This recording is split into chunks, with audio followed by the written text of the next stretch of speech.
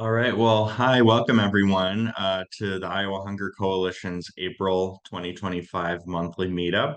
My name's Luke Elzinga. I'm the Policy and Advocacy Manager at the DMARC Food Pantry Network in Des Moines, and I serve as the board chair of the Iowa Hunger Coalition.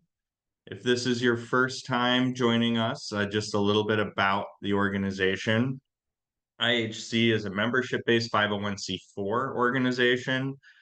We have a volunteer board of directors, no paid staff members, though we do work with John and Cindy Peterson, who are our contract lobbyists. And we really try to be an organization bringing together individuals, other partner organizations to address food insecurity and build equitable food systems in Iowa through education, advocacy, and policy change. So you can see our mission here and our three guiding principles. Hunger is a policy choice, nutritious food is a human right, and ending hunger requires solidarity, not just charity. If you want to learn more about those guiding principles, you can just go to iowahungercoalition.org. It's right there on our homepage. That was written with feedback from all of our members.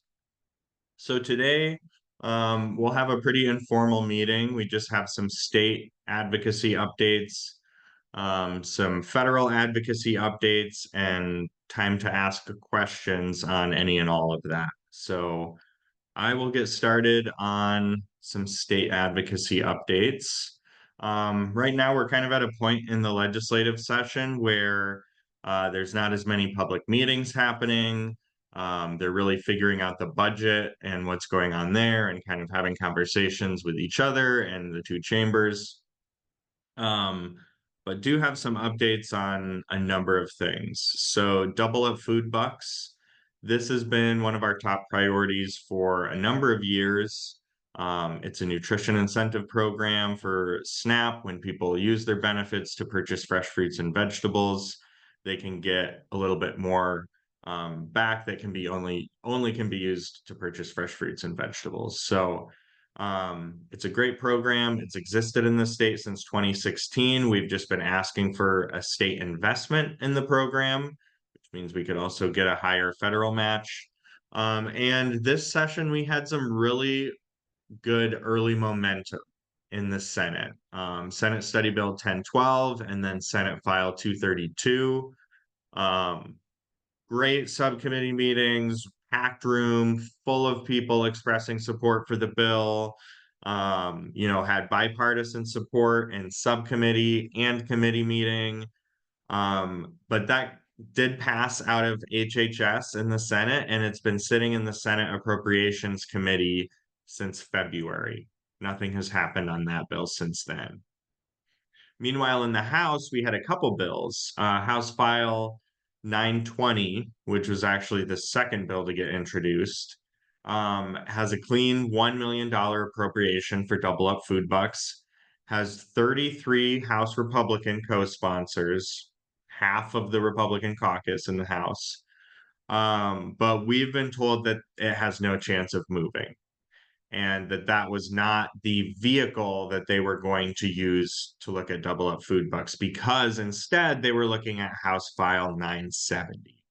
And that includes a $1 million appropriation for double up food bucks, but it also makes that funding contingent upon USDA granting Iowa a pretty sweeping food restriction waiver for SNAP. And actually, it's kind of different from some of the restrictions we've seen proposed in other states where they're maybe banning soda or candy. This would basically make HHS determine what's a healthy food and what's not, and ban all unhealthy foods. So we did oppose that bill. It passed the House with bipartisan opposition. There were 8 House Republicans who voted against the bill, along with all the Democrats. But it did pass. That has stalled in the Senate now. The Senate is not interested in these restrictions. They are interested in double up food bucks, but leadership in the House does not want double up food bucks going through without this SNAP restriction. So we are essentially at a standstill where things aren't looking great for double up food bucks, but also means we've fended off these SNAP restrictions as well.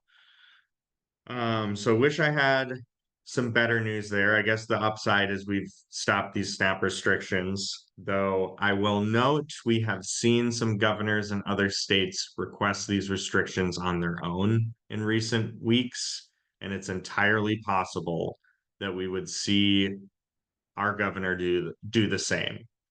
We don't know that that is going to happen, but we've seen other states do that, and we know our governor has expressed support for this in the past. I'm going to take a second to check the chat and see if there's any questions at all on double up food bucks. Feel free to come off mute, raise your hand, post any questions in the chat.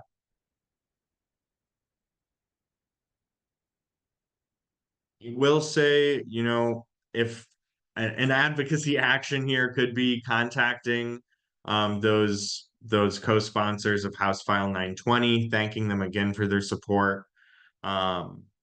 We really do need to see pressure within the caucus there. But that's where things stand right now. All right, on to the Choose Iowa appropriation. So another top priority for us this year is seeking an increased investment in making permanent the Choose Iowa food purchasing. It's currently a pilot program, and this supports local purchases by food banks, schools, emergency feeding organizations. I put schools in there twice. That is a typo. It's matching funds for these. This is a new program. It was created last year for the first time. Local food purchasing incentive by the state. There's only $300,000 for the program. I know we have been calling for, along with some other groups, have been calling for a $3 million appropriation. Have been told that is definitely not happening, that amount. But what we would like to see is increased investment, especially as we've seen some of these federal programs get canceled by USDA, which I will touch on in a few minutes. There's not a bill for this. It will be in the agriculture budget bill. So please continue reaching out to members of the Agriculture Appropriations Subcommittee and encouraging them to support the Choose Iowa Food Purchasing Program, making that permanent and increasing the investment. I do have a bit of an update on the Grocery Investment Fund and Produce Processing Grant Bill. This does have a new number, House File 1032, because House File 550, the previous version, passed out of the House Appropriations Committee last week. It had unanimous bipartisan approval. There was an amendment made. It took out the specific appropriation amount because they said they're probably not going to be able to get the 2 million. But Representative Latham said she really wants to see this done and is going to be fighting for an appropriation for this. So a reminder, this is basically creates a fund to support investment or infrastructure upgrades, technology upgrades at grocery stores.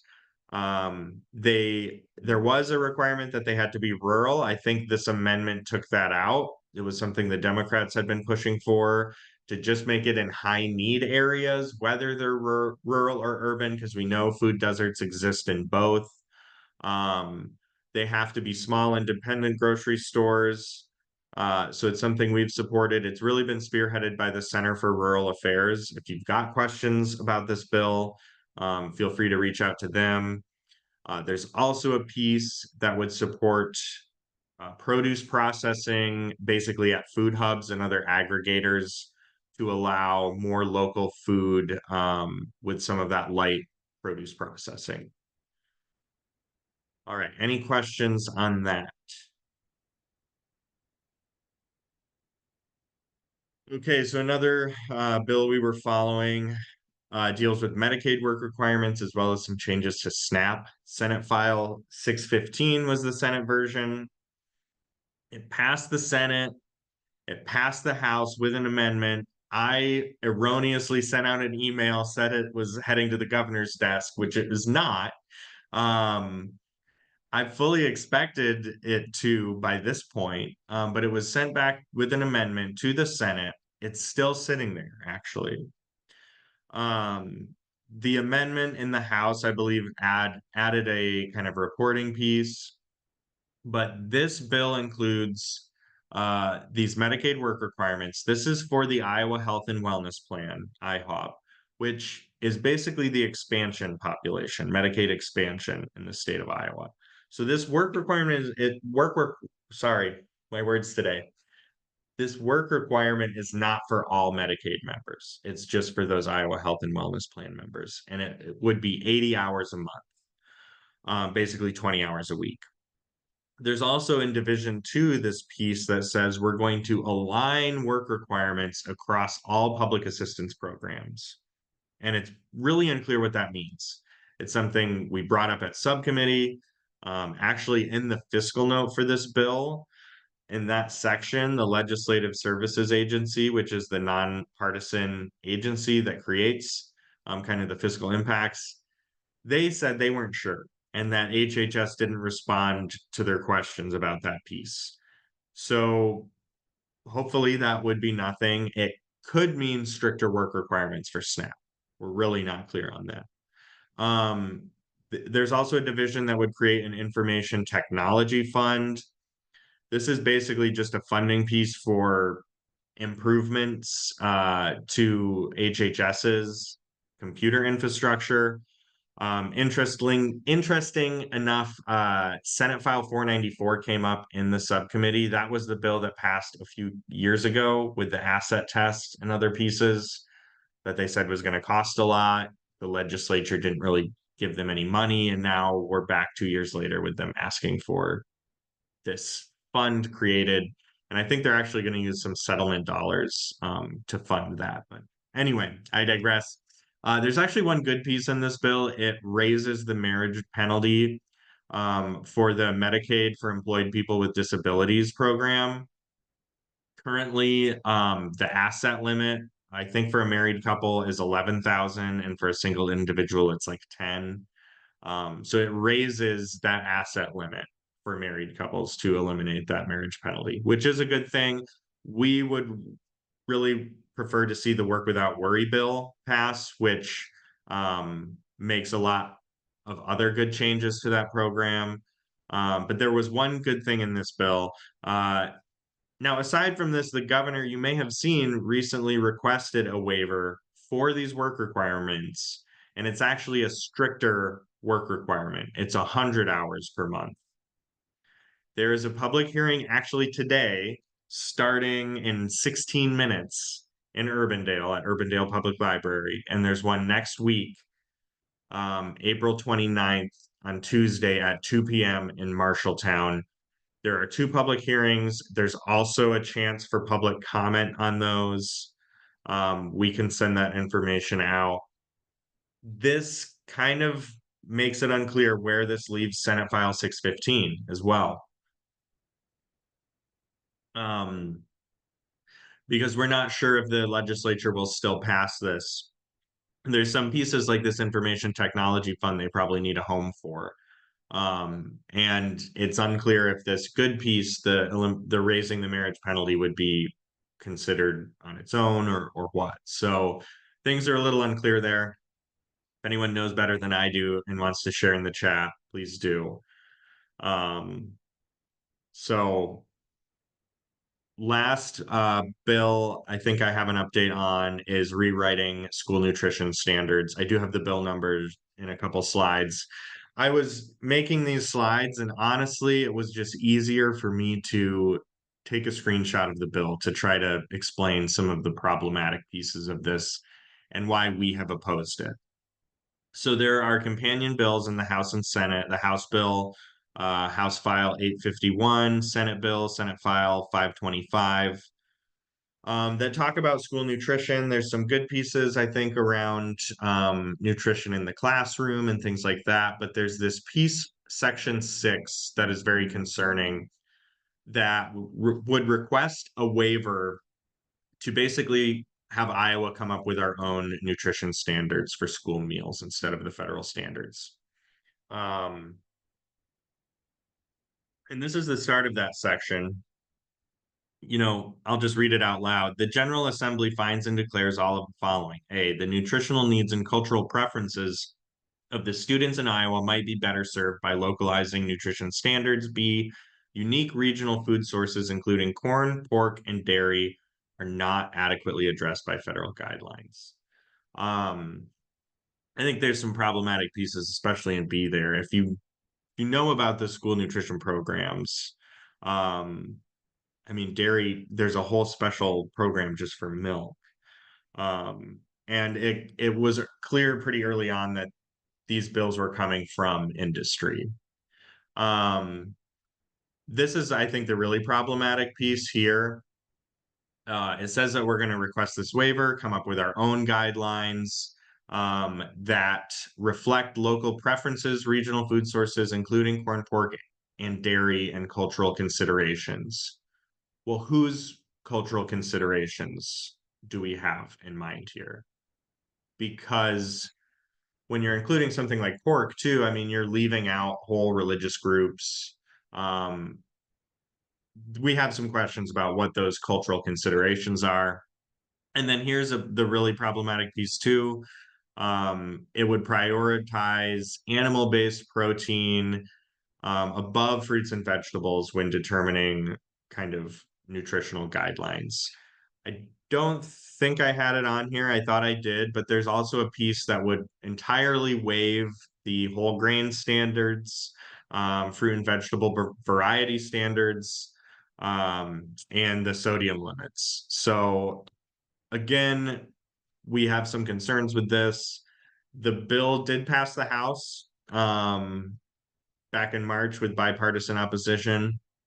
The Senate's companion bill is on the unfinished business calendar, which means it could come up for a floor vote, but it's not clear. So really encourage you, if you haven't already, contact your senator, ask them not to support Senate File 525. I know there's also been outreach to the Senate President and Majority Leaders' offices urging them not to take this to the floor. So please keep up that pressure. Honestly, I think when it was being discussed in the House, some of this was not even really being talked about. Um, so keep up that outreach. Any questions on that bill? All right, okay, one more bill. There was a bill basically on food donation liability protection that would expand it to food distributors. In our view, it was redundant and unnecessary with existing law already in Iowa and federal code. It did pass the Senate, it died in the House, just in case anyone was following that. So, any questions on state updates before I go over to federal?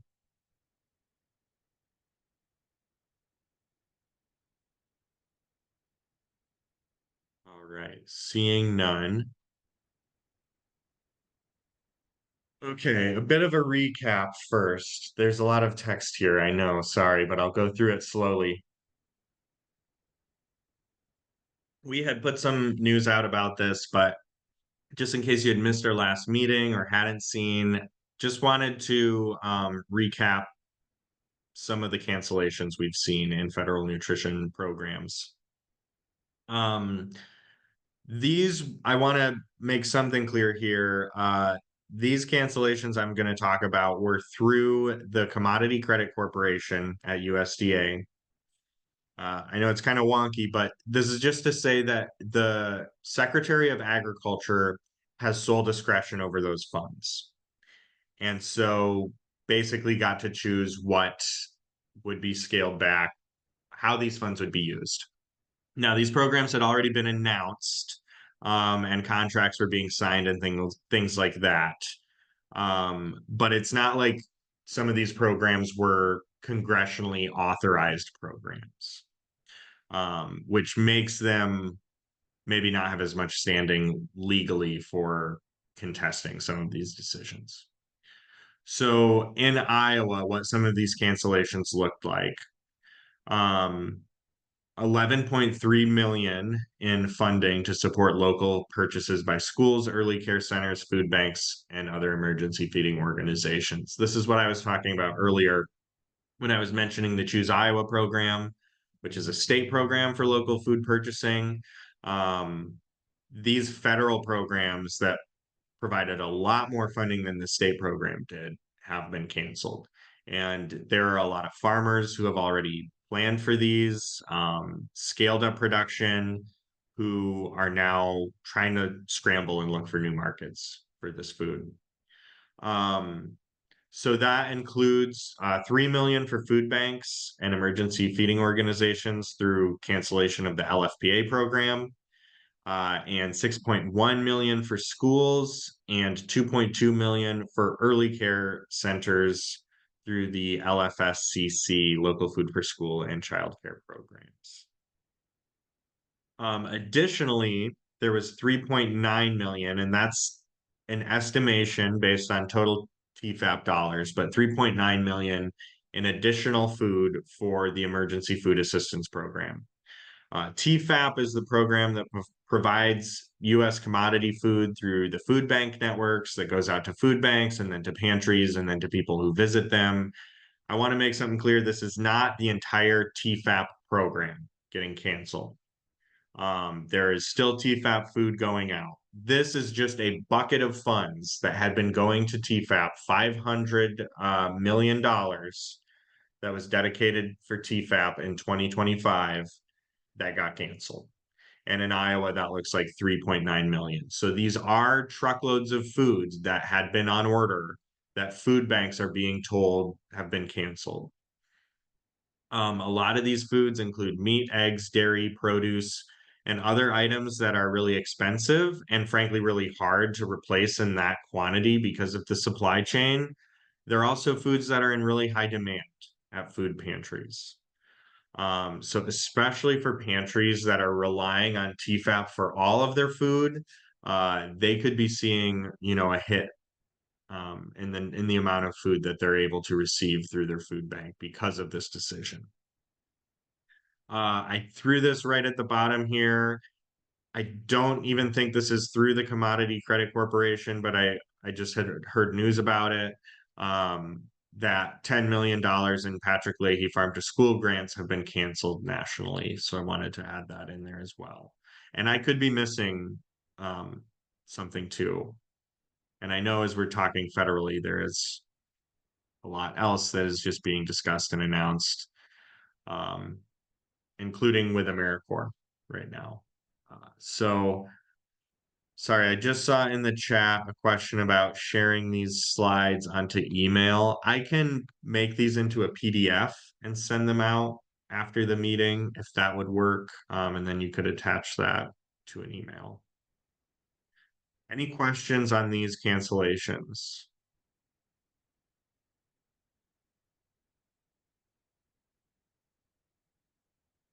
All right, so I'm going to move on to budget reconciliation.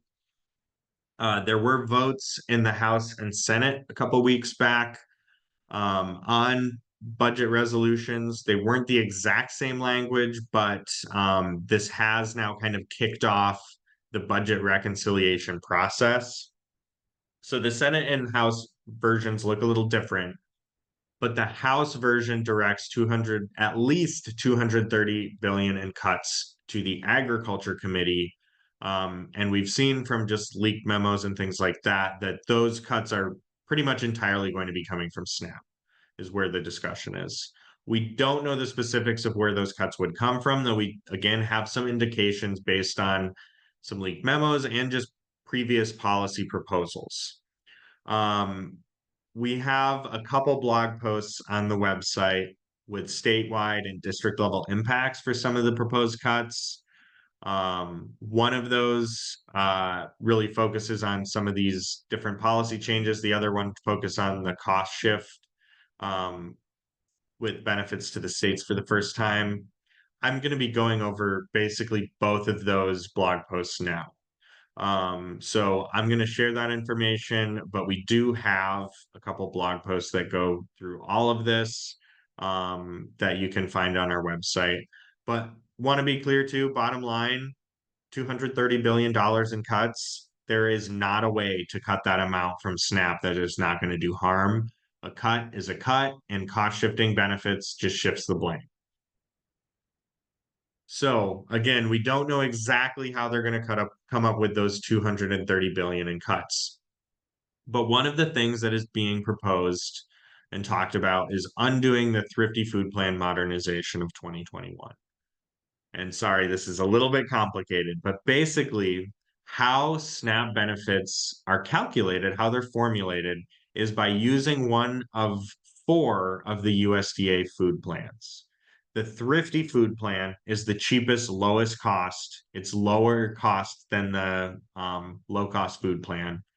It's the cheapest of all four options. It's what we use to calculate SNAP benefits. They're updated on an annual basis to reflect increases in food prices, but the actual contents of the food box, what USDA was using to calculate those, what they saw as kind of the average American food box for the week, that hadn't been updated in 50 years. And so there were some assumptions about the types of foods, how long people had to prepare foods, things like that, that had not been updated in 50 years. In the 2018 Farm Bill, it directed USDA to update that. During the pandemic, the Biden administration issued an executive order basically saying, hey, agencies, take a look at things that would, improve basic needs for people. And USDA at that time did a modernization of the Thrifty Food Plan, which increased SNAP benefits. There's been a lot of talk about whether they should have done that or not, and with Republicans not too happy about it. There have been some calls to undo that Thrifty Food Plan modernization. Chuck Grassley signed a letter a couple years ago with Chip Roy of Texas, basically calling for that. That would cut the average benefit amount for Iowa households on SNAP by $71 per month. This would be a really big benefit cut if they undo that. There have also been calls to pause that from future updates. Because basically in the Farm Bill, it said we're going to do this update and we're going to do it every 5 years. And so there's been some calls to pause those called, cost neutral updates to prevent that sort of increase from happening. So we've seen some calls to undo it, some to pause it. So that's either cutting existing benefits or cutting future benefits from increases. We have a county level breakdown of kind of what those cuts would be. I've got a breakdown here in a table by congressional district, so you can see that. The average monthly household benefit decrease, again, is about $71 per month. Not really that changed based on districts. We have the breakdown of daily benefit decrease as well, and the total monthly loss of benefit and economic loss. This would be a huge cut to SNAP benefits. It would increase food insecurity. It would lead to more Iowans struggling to feed their families, visiting food pantries, facing adverse health outcomes, and it would also cause economic harm.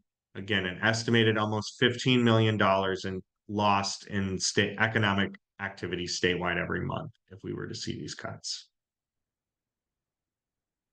Another potential policy change that has been discussed and actually had been proposed under the first Trump administration through a rule change at USDA, but would be ending broad-based categorical eligibility for SNAP, BBCE. This allows states to increase income eligibility for the program and eliminate the asset limit. So if broad-based categorical eligibility were not an option, there would be 24,000 Iowans who would be removed entirely from SNAP, and over half of them are children and seniors.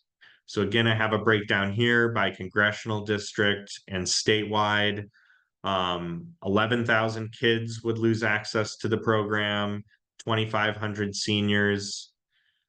This would also impose an even stricter asset test than the one that was passed in Senate File 494, which has not been implemented yet. But I think currently the federal floor, which is what the asset test would be around 2,500. So this would have some really negative impacts as well. And that would likely lead to even more people being removed from the program than these 24,000 islands. Another thing being discussed is expanding the number of people who are considered able-bodied adults without dependents or who are subject to a 3-month time limit. So again, it's kind of wonky.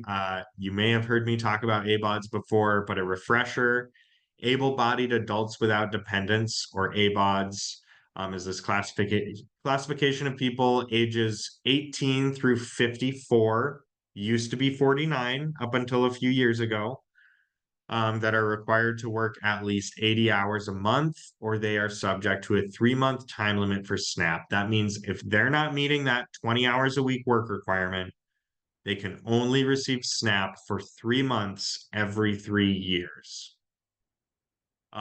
There are some exemptions that exist for veterans, people who are unhoused, young adults aging out of foster care. Also, this able-bodied means, people with disabilities are not subject to it. People who have children in the home are not subject to it.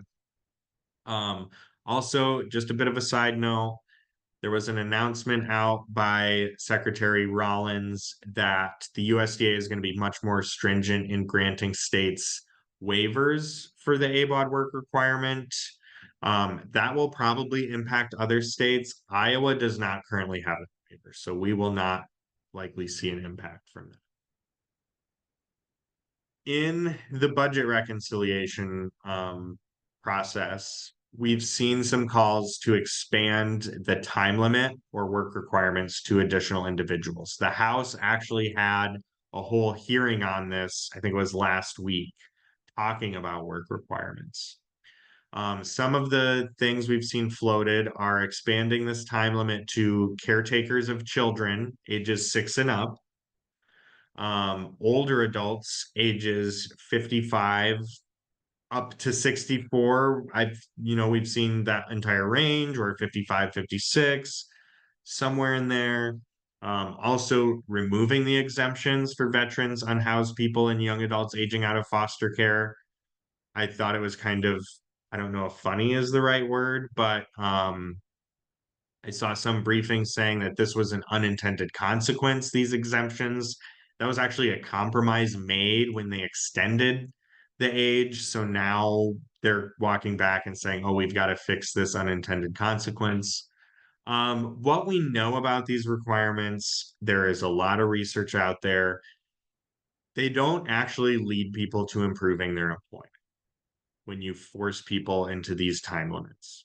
They just remove people from benefit programs, even some who are working, but just cannot meet the reporting requirements involved.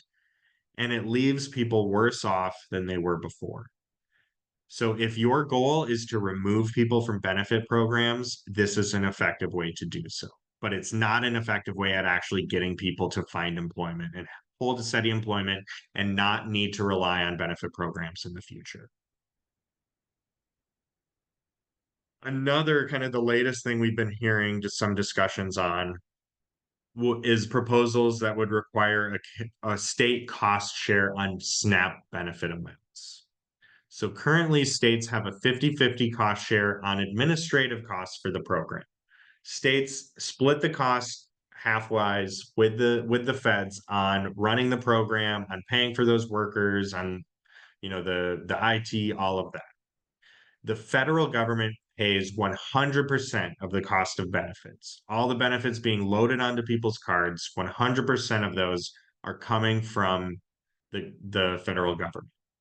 So this is the latest I've found for Iowa's share of SNAP administrative spending in state fiscal year 2022. You can see we spent about 21.7 million in state funds for administering the SNAP program. That fluctuates somewhere between 21, 24 every year. And in return, we get over $500 million in benefits. So there have been some calls to require states to cost share on benefits for the first time in the history of the program. This would leave the state of Iowa on the hook for tens of millions of dollars. And this would come at a time when our state budget outlook is not looking really the rosiest, if you follow that, with some of the projections from the tax cuts and certain programs and spending. This would really leave Iowa in a tough position. If we were required to cover just 10% of the cost of SNAP benefits, it would have been $53 million in fiscal year 2024. That amount could potentially go even higher. In Trump's budget, it calls for increasing to a 25% cost share over time, which would be over 100 million every year. Um, we've if you've been following us, we've struggled to get the state to participate in summer EBT, and that would have cost us $2.2 million to bring in 29 million in benefits. Um, Coming up with 53 million to cover the cost share would be really tough, I think. And I think an even more concerning piece of news that we've seen is there's some discussions that would allow states to decrease benefit amounts. Right now, states can't do that. They issue benefits based on a formulation. Now, there's some things they can change about eligibility, but they can't actually decide we're going to give people less benefits than the federal government decides. If that were to change and states had a cost share, that would be really concerning because we could see states decreasing benefit amounts to decrease the share of the burden that would take on their state budget. So that could be really concerning. So those are some of the proposals we've seen to SNAP. I also quickly want to touch on a few changes that have been proposed to school meals. The budget resolution also includes some proposals to change the community eligibility provision for schools. This is a policy option where if a school is at a certain percentage of its student body receiving free or reduced price lunch, they can just offer free school meals to everyone at the school. And a lot of the times it's even cheaper for them just to do that and cuts down on paperwork. There have been some changes or there have been some proposed changes to change basically that qualifying percentage. And this would lead to tens of thousands of kids in the state of Iowa losing access to free school meals. We've got kind of a breakdown in our blog post. You can see the map here. Here is kind of a breakdown with congressional district. It would be 27,600 students in the state of Iowa who would lose access. And that includes, 12,000 elementary school students. There's also, aside from these changes to CEP, there's, potential that we would see some ripple effects in qualifications for free school meals and WIC through direct certification if people were to lose access to Medicaid and or SNAP. Right now in the state of Iowa, if you're enrolled in Medicaid or SNAP, you're automatically eligible for free school meals and WIC. So if we see people lose access to Medicaid or SNAP, that could affect their eligibility for other programs as well. I don't think I have a slide on here. There's also a proposed change just to how schools would be required to verify income eligibility for the program. That would put a big strain on schools and probably require needing to hire a lot of staff just to make kids prove that they deserve a free school meal. So that would be bad too. And just finally, a reminder why we're discussing these massive cuts to SNAP and school meals. I didn't even talk about the $880 billion in cuts to Medicaid. This is a graphic by the Center on Budget and Policy Priorities that I think makes it really clear. The proposed cuts to SNAP and the proposed cuts to Medicaid total $1.1 trillion. That is the same amount in proposed tax cuts for people with incomes in the top 1%. So again, we're talking about massive tax cuts for the wealthy and corporations. At the same time, we're talking about massive cuts to Medicaid and SNAP and school meals.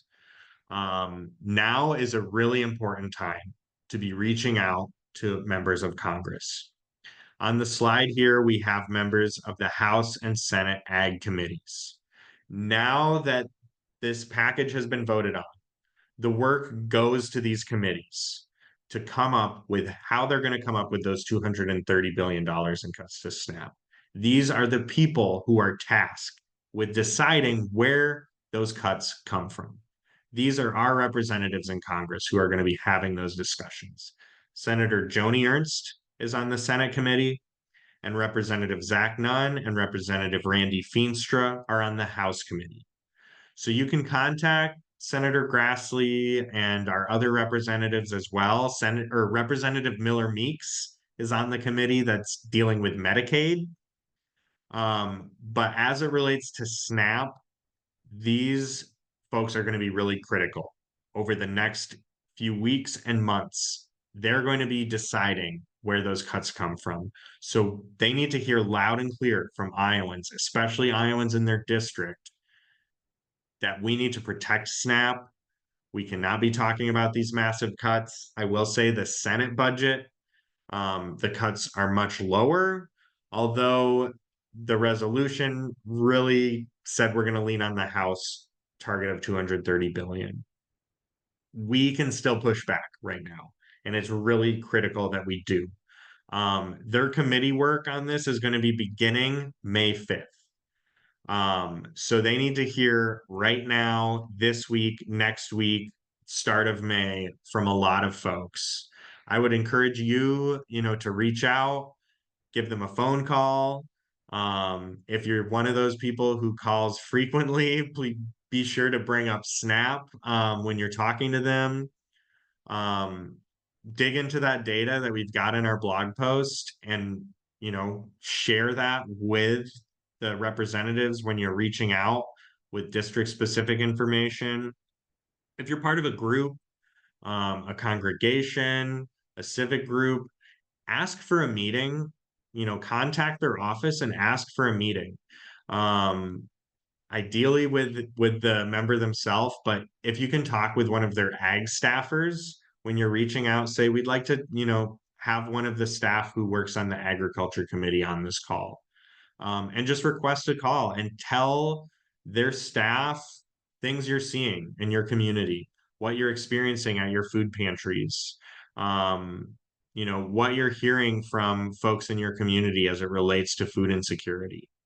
And then really press them that we cannot be seeing cuts to SNAP right now. Again, we are seeing at food pantries, food banks across the state, records continue to be broken. And when we have these announcements about cuts to TFAP and local food purchases, and now cuts to SNAP, there are a lot of organizations that are already really stretched thin. There are a lot of families that are really stretched thin, and this could be a real breaking point. So our members of Congress work for us. They need to hear from you. Again, encourage you to reach out individually, reach out with your organization, try to get a meeting with them in person, Zoom call, whatever. But these next weeks are going to be really critical. Please share the blog post with folks, post on social media, whatever you can do. All right, I'm going to stop sharing and open it up for any questions.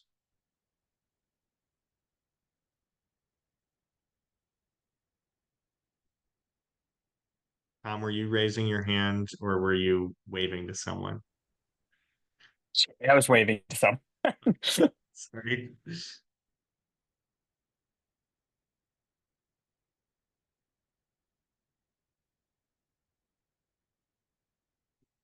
I am going to stop recording.